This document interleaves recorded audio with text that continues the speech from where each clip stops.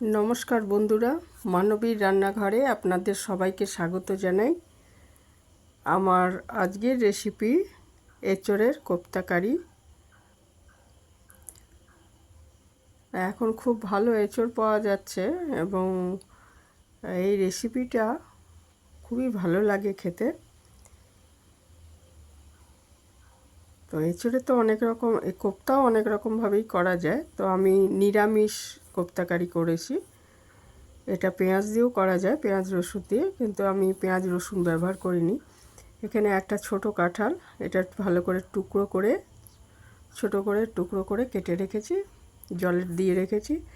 আর এদিকে আমি 1.5 চামচ তিল আর 1 চামচ চারমগজ আর 2টো কাজু জলে ভিজিয়ে রেখে দিলাম। এই যে এঁচোড় কাটা হয়ে গেছে, জলে ভিজিয়ে রেখেছিলাম। এটাকে 4-5টা সিটি দিয়ে খুব ভালো করে সেদ্ধ করে নেব। এর সঙ্গে 2টো ছোট আলুও সেদ্ধ করে নিয়েছি। এই যে খুব ভালো মতো সেদ্ধ হয়ে গেছে আলু আর এঁচোড়। এটাকে এবারে 1 চামচ মতো নুন, আমি সেদ্ধর সময় নুন দিইনি, আর অল্প 1/2 চামচ মতো জিরে গুঁড়ো, একটু হলুদ 1/2 চামচ মতো, একটু ধনে গুঁড়ো, একটু লঙ্কা গুঁড়ো এবং 4 চামচ মতো বেসনটা, আর 1/2 চামচ মতো চিনি, একটু চিনি দিলে স্বাদটা ভালো হবে, দিয়ে খুব ভালো মতো মেখে নিয়েছি। বেসনটা 4-5 চামচ দিতে হবে, যে পরিমাণ আমি ব্যবহার করছি এঁচোড়টা সেই অনুযায়ী। এটা বেসনের বদলে ময়দাও দিতে পারেন বা কর্নফ্লাওয়ারও দিতে পারেন। তো আমি ছোলার ডালে বেসনই দিয়েছি। তো যে এটা যদি প্রয়োজন হয় তাহলে আরেকটু বেসনও দিতে পারেন, মানে একটু টাইট ভাব যেন আসে, এইভাবে বেসনটা দিতে হবে। দিয়ে এই যে আমি এরকম গোল করে আমি করে নিয়েছি, গোল করে এরকম পাকিয়ে নিয়েছি।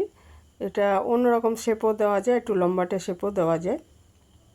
দিয়ে ওগুলোকে সর্ষের তেল গরম করে নিয়ে কড়াইতে, তারপরে এগুলোকে ভালো করে ভেজে তুলতে হবে। আগে লো টু মিডিয়াম আঁচে ভাজতে হবে, নাহলে পুড়ে যেতে পারে।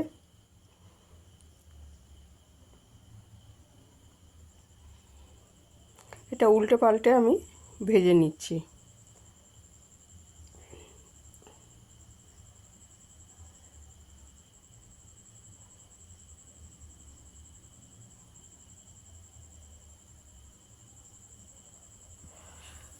আমি এটা নিরামিষভাবে করেছি, কাজেই আমি একটা মশলা তৈরি করে রেখে দিচ্ছি। 1 চামচ ধনে গুঁড়ো, একটু জিরে গুঁড়ো, আদা বাটা আর লাল লঙ্কার গুঁড়ো, এগুলোকে জলে ভিজিয়ে একটা পেস্ট করে রেখেছি। যারা পেঁয়াজ দিয়ে করবেন তারা পেঁয়াজ, আদা রসুন, আদা বাটাও একটু দিয়েছি, আদা রসুন এগুলো দেবেন। তো আমি নিরামিষভাবে করেছি বলে পেঁয়াজ রসুনটা বাদ দিয়েছি। এই যে আমি এইভাবে কোপ্তাগুলো ভেজে নিয়েছি। তারপর ওই তেলের মধ্যে সামান্য আর একটু তেল দিয়ে ফোড়ন দিয়ে দিচ্ছি, একটু হিং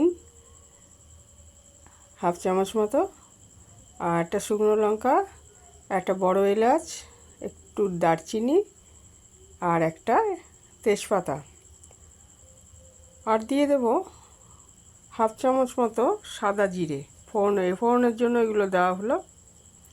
তারপরে যে মশলাটা করে রেখেছি, ধনে, আদা বাটা আর জিরে গুঁড়ো, এগুলো মিশিয়ে লঙ্কা গুঁড়ো, এইটা আমি দিয়ে দিলাম পরিমাণ মতো নুন। কোপ্তাটা তৈরি করার সময় আমি নুন দিয়েছি, আর এই মশলার মধ্যে নুন দিলাম পরিমাণ মতো। আর এর মধ্যে দিয়ে দিচ্ছি আমি ওই যে আমি চারমগজ আর 1.5 চামচ মতো সাদা তিল আর 2টো কাজু, শুধু কাজুতেও করতে পারেন, চারমগজ আর তিল না দিয়ে, সেক্ষেত্রে কাজুটা একটু বেশি দিতে হবে, 10টা মতো কাজু দিতে হবে। আর আমি কিছুটা দই, 1/2 কাপ মতো দই আমি একটু ফেটিয়ে রেখেছিলাম, সেই দইটাও এর মধ্যে দিয়ে দিলাম।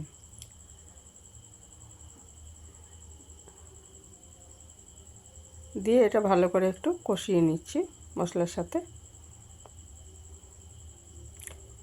এর মধ্যে টক দই যেহেতু দেওয়া হয়েছে, আর এমনিও নিরামিষ তরকারিতে একটু মিষ্টি দিলে ভালো লাগে, তাই ছোট 1 চামচ আমি চিনি দিয়েছি।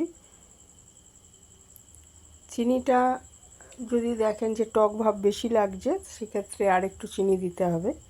আমি অল্প করেই দিয়েছি। দিয়ে ভালো করে কষিয়ে নিয়ে ওটা আমি পরিমাণ মতো জল দিয়ে দিলাম।